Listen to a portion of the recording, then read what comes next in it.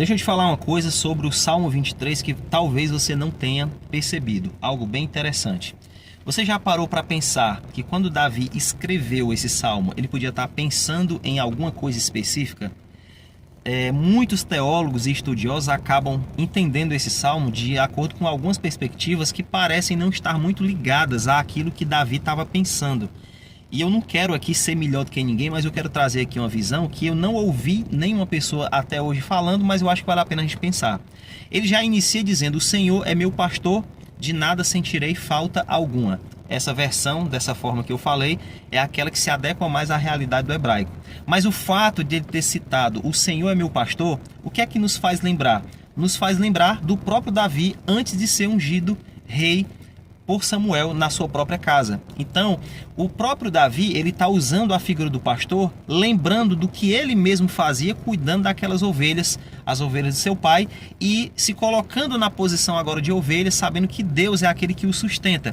Fora isso, a gente tem que focar em uma parte do Salmo que diz assim: preparas uma mesa perante mim na presença dos meus inimigos. Unges a minha cabeça com óleo e o meu cálice transborda.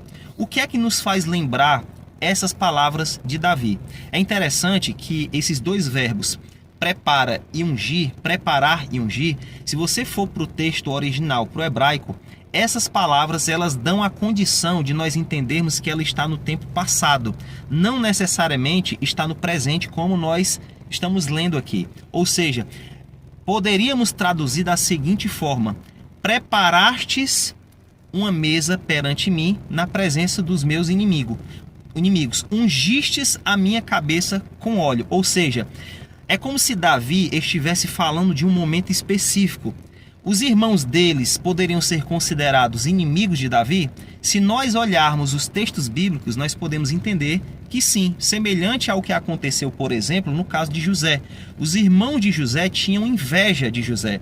No caso dos irmãos de Davi, não existe um texto que fale claramente que eles tinham inveja de Davi, mas nós vemos, por exemplo, o seu irmão mais velho dando uma bronca nele, falando algo que dá a entender que ele não gostava de Davi de certa forma. Então, diante dos seus irmãos, ele foi ungido, é o que o texto diz, né?